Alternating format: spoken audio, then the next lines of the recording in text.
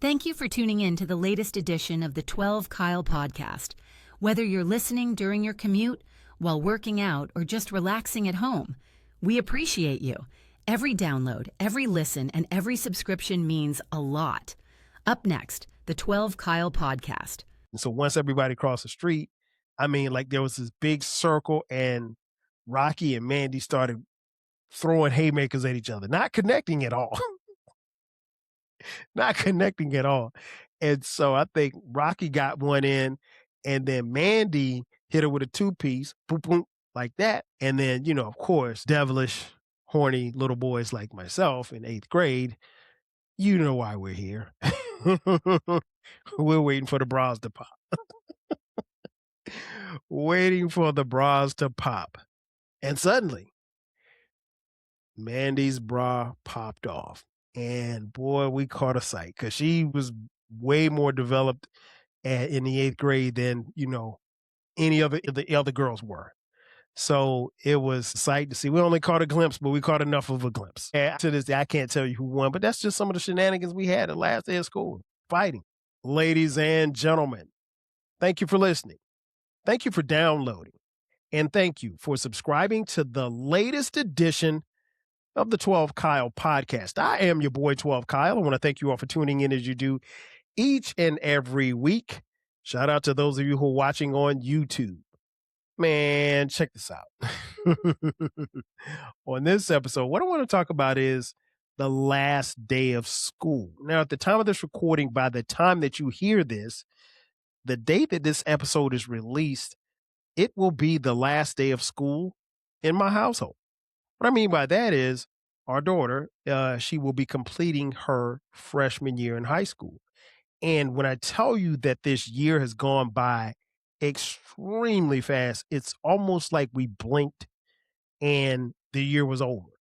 And what it got me to thinking about was with it being her last day of school, just like what the year was, and then also like kind of reflecting on the last day of school for me. Now, first, like, as I mentioned, she finishes her freshman year today.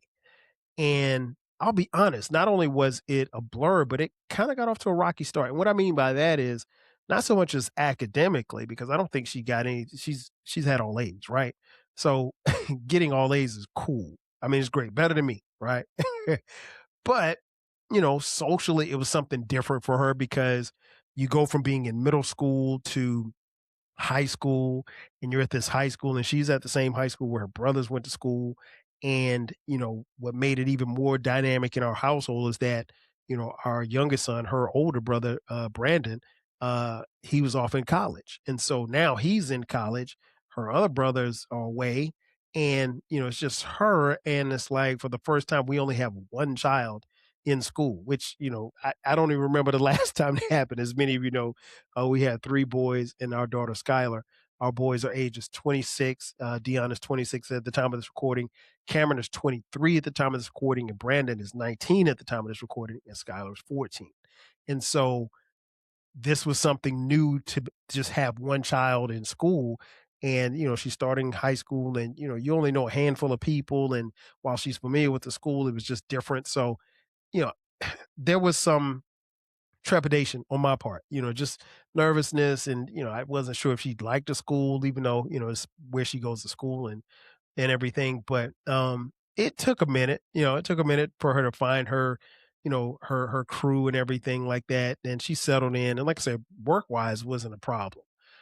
Socially was where it was. But, coming off of that, going into that, it's amazing that we've reached the last day of school.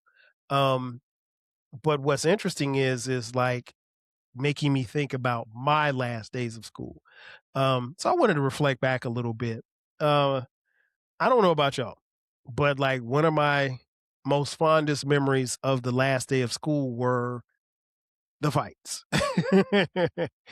Every year, probably from the time I was in the 5th grade at least through middle school. And for me, middle school was 7th and 8th grade. We didn't have 6th, 7th, and 8th like most of you did. But yeah, middle school, there was, in elementary school, there was always fights. And the reason being is because I think there's a segment of kids who, they want to fight or they dislike this person and they've been holding it in all year long. And the last day of school, it's like, I'm going to get my payback. If you push me in the lunch line that day in February, I held on until the end of May and we're going to squabble. And so I'm amazed at how people held grudges that long or held the pent up frustration that long to want to fight. But every year without fail, fifth grade, sixth grade, seventh grade, eighth grade. I don't recall any fights in high school, but there were definitely fights in middle school and elementary school.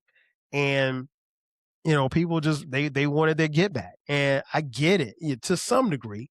But again, if something happened, I mean, like what you if something happened to you in January, I mean, why are you fighting in May? Like it didn't make a lot of sense to me, but hey, um, I do remember one of the most vivid fights I remember, and I'm not gonna call her name because she may or may not see this episode.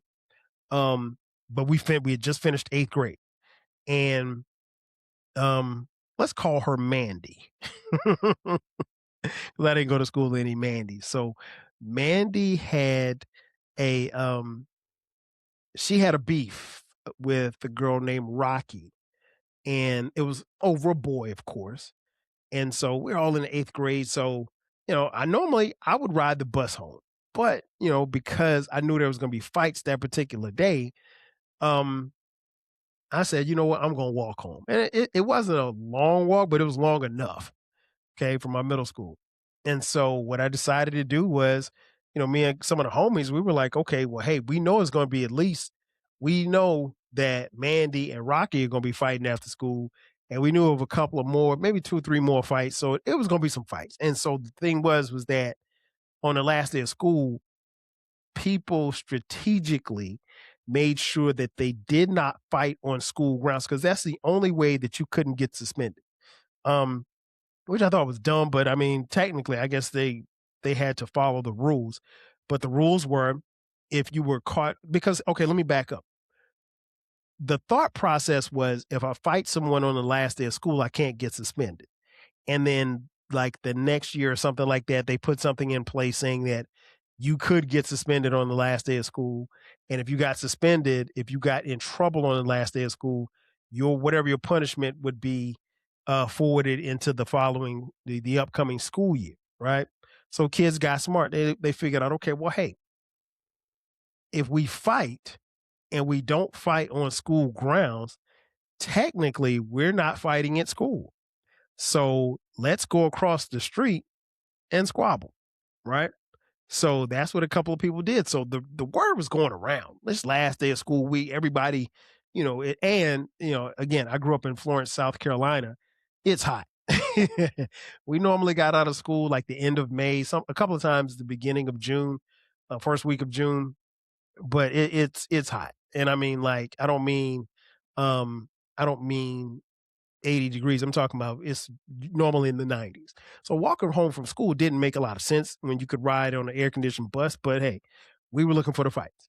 And so we knew Rocky and Mandy were going to square off. And so it's interesting because again, it's the last day of school. So now all of a sudden, because we know that these fights are about to happen, you have an influx of people who didn't ride the bus at all. And everybody's, going, walking, and you just see this big crowd of 20, 30 kids, and everybody goes across the street. Well, now across the street was an abandoned high school. Um, an old high school that they converted into like a church or something.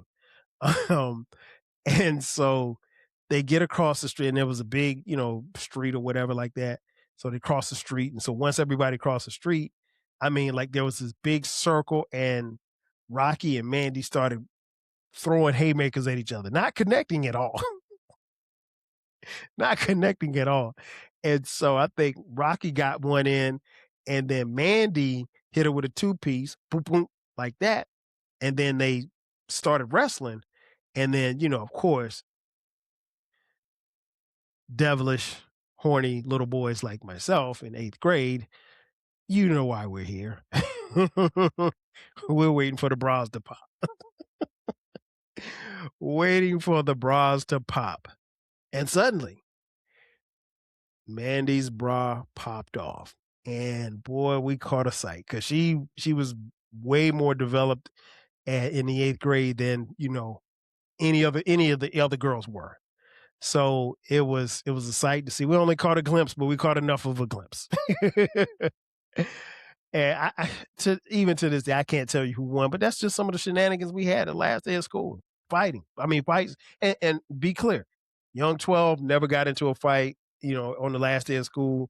I didn't really have no smoke with anybody like that. But yeah, we were there for the fights, the last day of school. Um, Another staple for the last day of school was it was the it was a time where you said goodbye for the summer. Um, we didn't have cell phones back then, right? So we're talking this is, late 80s. We didn't have cell phones. And if there was a cell phone, none of us could afford a cell phone. That was the bag phone, the brick phone back in those days. That you had in your car, right? So, and there was no social media, and you might have your friends. You probably had your friend's phone number, home phone number, right? But unless your friends lived in your neighborhood, at least again where I lived in Florence, South Carolina, um, you weren't gonna see your friends if they didn't live in your neighborhood.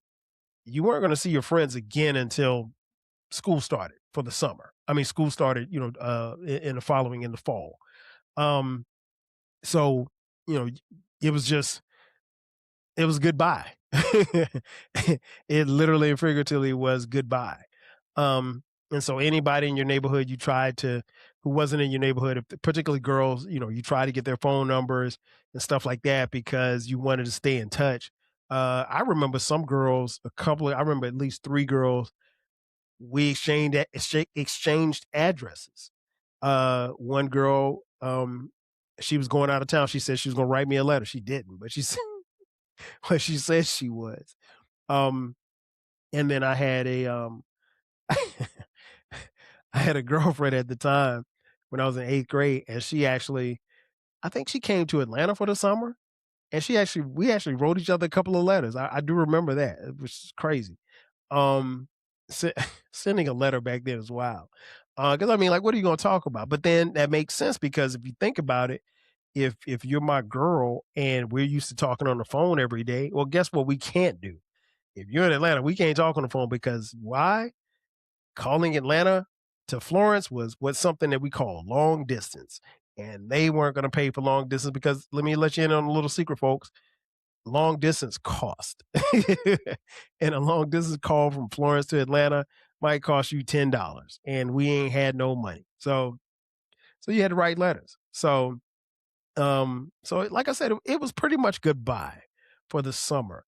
Now it wasn't goodbye for those who went to summer school. And what was interesting about summer school, at least for me in my era, I don't know anybody who went to summer school to get ahead. Like if you went to summer school, this is because you failed.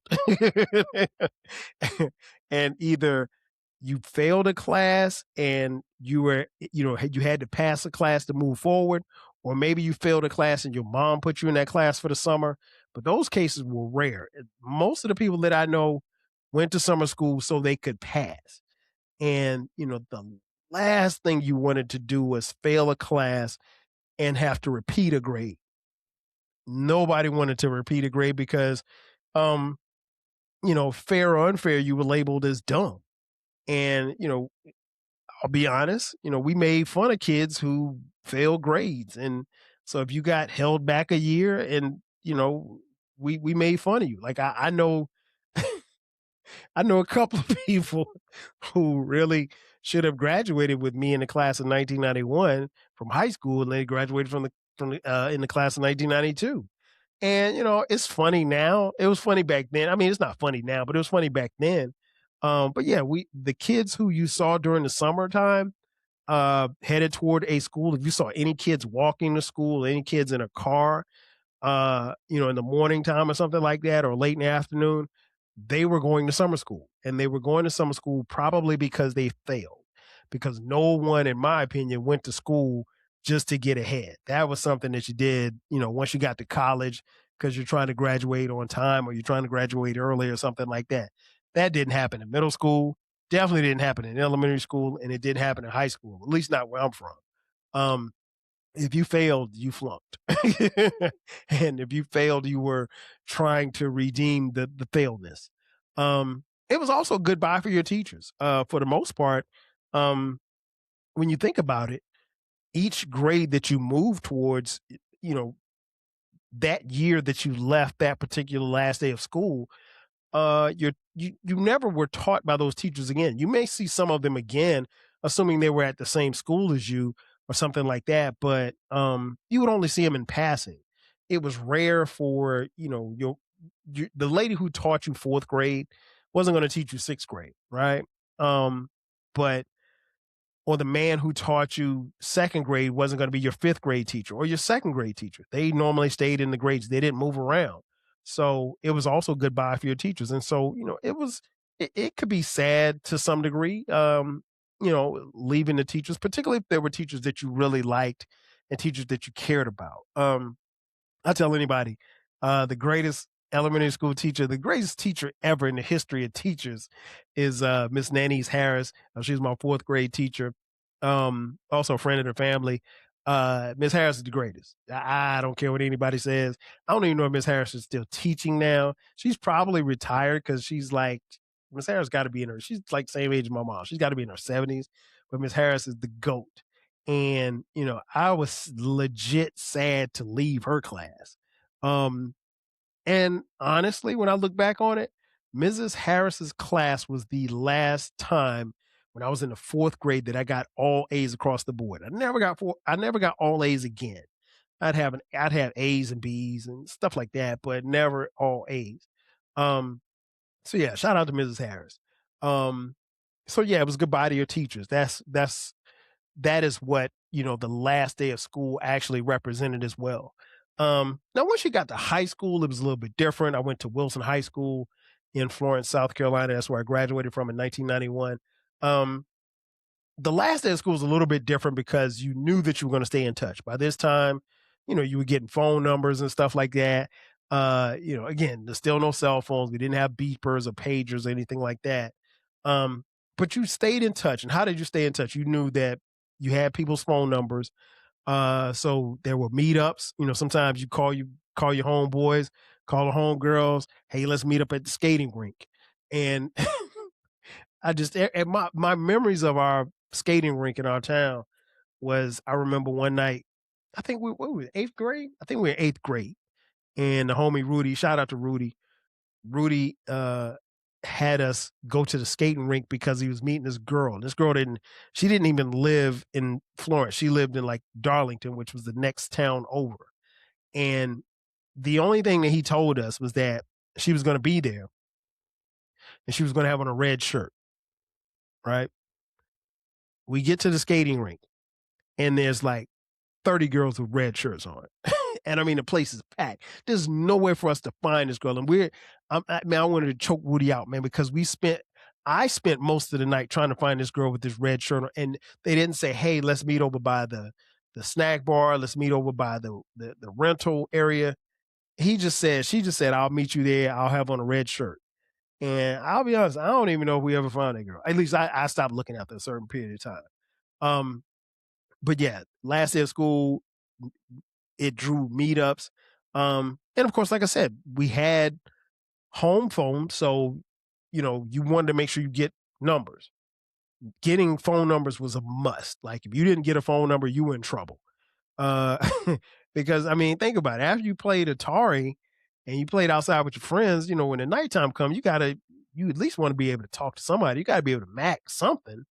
Um, and then, we arranged like mall trips, like, hey, what you doing Saturday? I'm probably gonna go to the mall. What time you going to the mall? I'm going to the mall. I'll be out there with my mom around 5. Okay, now you and the homies, you're trying to get your mom. Cause again, by the time we got to high school, we weren't driving, but maybe by my sophomore year, I was driving. Um, and so then it was about meeting up with girls at the mall. That was always the meeting spot. Meeting at the mall, either the mall in my hometown, either the mall, Magnolia Mall, um, Southgate bowling alley or the skating rink. And if I'm not mistaken, all of them are still there. I think the skating rink is still there. I know the mall is. I think the bowling alley is still there too. Um, yeah, so I mean, good times, good times.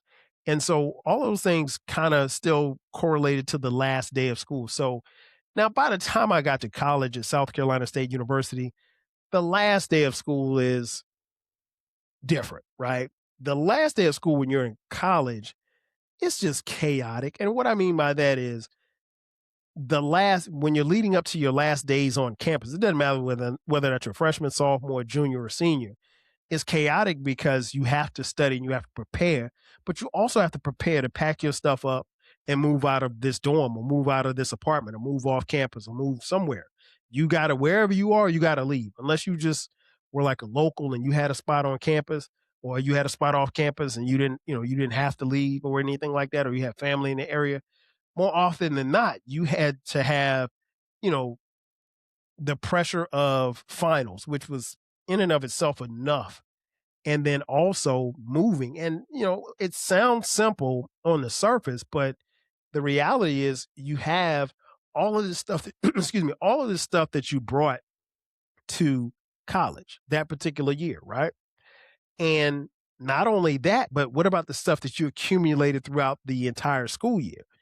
If you don't start taking stuff home or taking stuff and putting it in storage or wherever you're going to do, whatever you're going to do with it, uh, that stuff accumulates. And so you don't want to have a situation where, you got a bunch of stuff and you don't have any idea as to how you're going to transport it back. My hometown of Florence was, uh, it's probably roughly about 90 miles from Orangeburg, where South Carolina State is located.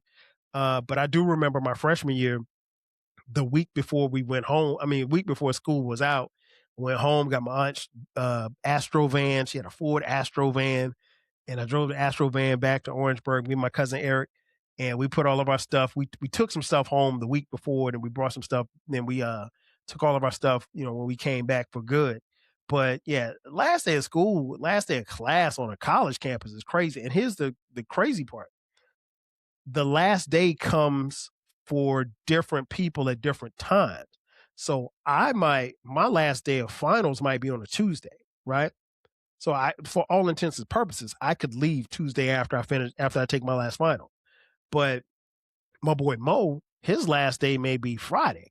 So he's there until Friday and he's got to stay there. And like, there's you, there was no such thing as taking your final online because there was no such thing as online, right? So your last day really just depends. And if you, I had this happen to me one semester. If you're on that block of kids who have a final on the last day that the dorms are open, almost literally and figuratively, everybody is gone, and you feel like you're the last person on campus, even though you aren't, because there's still kids on campus, but it's not the same. You go in the caf, and it's like 10 people in the caf, and you walk on the Ave, and it's nobody on the Ave, and it's like, man, where are you going into the pit? Because we had a pit just like a different world, and you go to the pit, and nobody's in the pit, and it's just like three people in the back cooking. It's a different look. So being the last day of school in college is totally different. Um, in conclusion, I wanted to, like I said, talk about this simply because baby girl's last day of school, by the time you hear this episode, is happening.